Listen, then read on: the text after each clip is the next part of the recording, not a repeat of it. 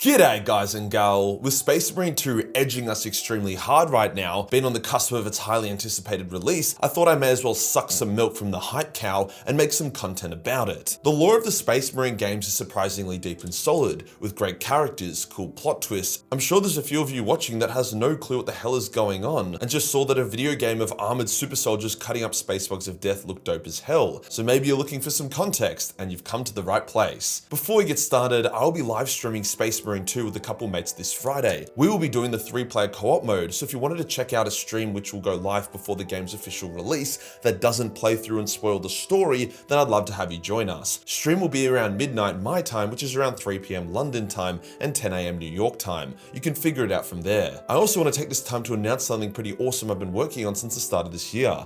I'm launching a new company called Dice Dioramas. I'm keeping the details pretty low-key at the moment, but as a part of its soft launch this month, I will be giving away a 1/6 scale officially licensed Titus statue created by Weta, who are the New Zealand company that worked on the Lord of the Rings. The package itself weighs like 30 kilos and is a collector's item. Like, I'm not even sure how I got my hands on one, to be honest. You literally cannot buy these at the moment. All you can do is get on a waiting list or pre-order months in advance. If this sounds interesting, then follow the link below to the Dice Dioramas website and put your email in. When we actually soft launch next week, you'll get an email on how you can join Diced and have the chance to win this bad boy here. There will be limited slots for the soft launch giveaway, so I would suggest you at least put your email in if you think having a 30-kilo statue of Titus would be dope. So all of you should be doing that. Very excited to finally announce Diced. You guys will shit the bed when you see what we've been working on for it. Today we'll go over the lore of Space Marine 1. In doing so, we will provide context on the characters and setting for Space Marine 2, how it connects to the rest of Warhammer, if it is actually canon, and what happened between Space Marine 1 and Space Marine 2. Let's get into it. Now, before we dive into the lore of Space Marine 1, some background info is necessary, as I do know that not everyone watching is a sweaty Warhammer virgin like myself and my usual viewers. In 40k, if you can't breed with it, then you should kill it, is the motto of most factions and races. Everyone is always killing each other. The good guys are the Imperium, and I say good in terms of being relative to the forces of hell, or the war-lusting orcs, or the space bugs of death that are trying to eat the entire galaxy, or the Dark Elder who want to mandate sandpaper as the official way to shave your balls. The Imperium is the largest empire in the galaxy, but it is constantly beset upon all sides by the other factions. In Space Marine 1, a valuable forge world has come under attack by the orcs, who wish to plunder its vast resources. The world has a bunch of titans on it, god machines of the Mechanicum that are more or less walking super weapons. They are sacred and expensive, so the Imperium was not willing to lose this world. In most situations, the Imperium just uses their near infinite army of guardsmen to save these sorts of worlds, but due to its value, the world requested the Ultramarines' help. The Ultramarines being considered some of the most reliable and steadfast of the Imperium's warriors. Every Ultramarine is a genetically forged super soldier, 2 hearts, 3 lungs, and a lot of testosterone, despite the fact that their dicks don't work. They are hard to kill, so make great video game protagonists in the way that it's actually lore-friendly for them to shrug off bullet wounds, as opposed to a game like Far Cry where you literally eat like 100 kilos of lead over the course of the game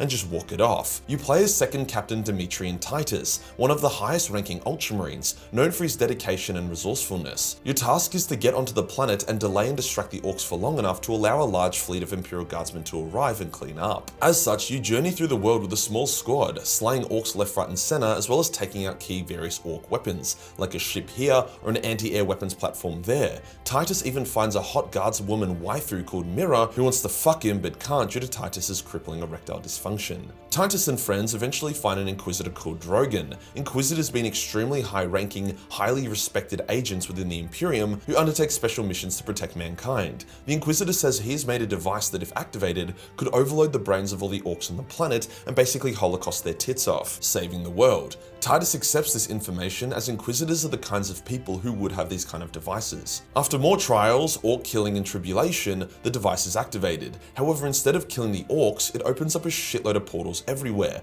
Titus is a bit like, okay then, good work dipshit, but continues his mission and soon comes face to face with the orc leader, war boss Grimskull. However, before the epic showdown can commence, a legion of demons and chaos marines spew forth from the portals, led by Nemeroth, a chaos sorcerer. This is bad news. Instead of an orc invasion which could capture the planet's resources, a chaos invasion could turn the planet into a demon world, creating a massive problem for the Imperium for obvious reasons. It turns out Inquisitor Drogon was a pawn of chaos and manipulated Titus into helping chaos invade the world. world. To be fair to the Inquisitor, he didn't do this willingly. He had been killed and then his corpse resurrected as a puppet of Chaos, which makes more sense than an Inquisitor falling to Chaos. Warboss Grimskull, pissed off by Chaos interrupting a perfectly good scrap, tackles Nemeroth, allowing Titus and friends to escape and continue their mission. It becomes clear that for some reason, Titus shows an immense resistance to Chaos or psychic power, indicating that he himself might have psychic powers of some kind, a trait often viewed with suspicion. One of his squad mates, Leandros, expresses his concerns but is told to shut the fuck up because they have more pressing matters. As they journey to try to destroy the device that opened up the portals,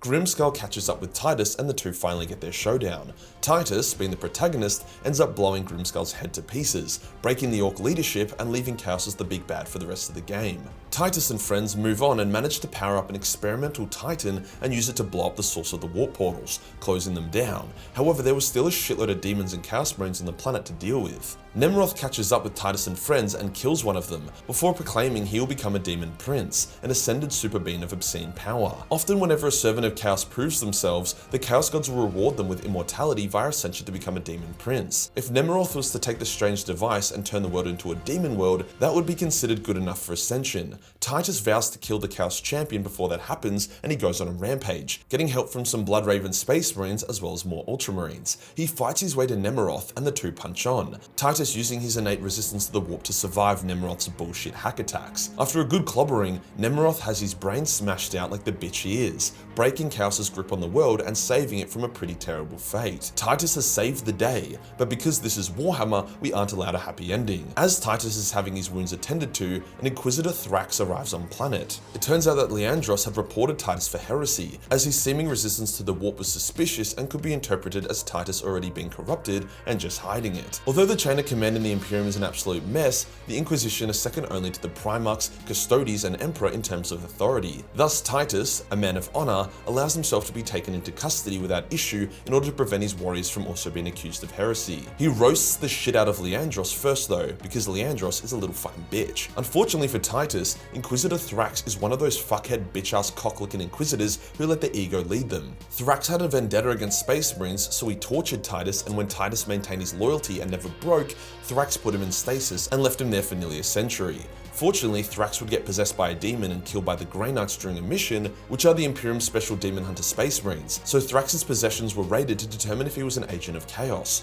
During this raid, they discovered Titus, as well as other Space Marines, and unfroze them. Unsure if these Marines should have been incarcerated or not, especially since most of their records had been struck and buried, they gave them over to the Death Watch, a special forces of Space Marines dedicated to the eradication of Xeno threats, where Titus was deemed pure and loyal. Titus was depressed to discover that all records of him in the Ultramarine chapter were expunged, so thinking himself a failure and embarrassment, he forsook his chapter and became a Black Shield, serving in the Death Watch. During a hectic mission, his squad was slain and he himself was mortally wounded when fighting against a Tyranid force, Titus personally slaying a Carnifex. As he was dying, his mighty and noble soul was detected by Tigurius, the chief wizard of the Ultramarines, who directed his ship to where Titus was. He was shocked to see Titus, his old friend, and they worked their ass off to save him, putting him through the surgery to make him a Primaris Marine, as that was the only way to save him. They succeeded. Titus lived and was stronger than ever. Titus asked about his shame and why he was removed from the Ultramarines records, to which he was told that the Ultramarines worked extremely hard to try get the Inquisition to return him. A second captain being taken into custody for heresy, especially the second captain of the Ultramarines, was a massive deal. Marnius Calgar, the chapter master of the Ultramarines, was so distraught and ashamed of losing Titus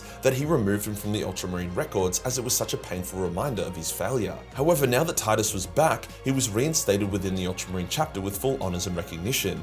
The only issue was now that Cato Sicarius was second company captain. Titus could not just take the role back, so he was given the role of Primaris Lieutenant. In his new role, Titus once again takes the fight to the enemy, setting the scene for Space Marine 2. Overall, pretty fucking dope lore, but there is still more for us to discuss. Is the Space Marine franchise canon to the overall lore of 40k? Well, yes, but it's complicated. Originally, Space Marine 1 was not canon, as around that time, many video game adaptations liked making non-canon works so that they could twist and bend the source material to their own devices without pissing off fans of the original canon. The biggest canon conflict in Space Marine 1 was that Titus was second company captain. However, in actual canon, that role went to Cato Sicarius. However, in recent times, making video games or TV shows of franchises canon slaps hard. For example, the Fallout show. So they wanted to make Titus and the Space Marine games canon. To do this, they set Space Marine 1 over a century before the current setting, making Titus the second company captain before Cato, and that Titus's disappearance left the slot open. A pretty solid way to make it canon in my opinion.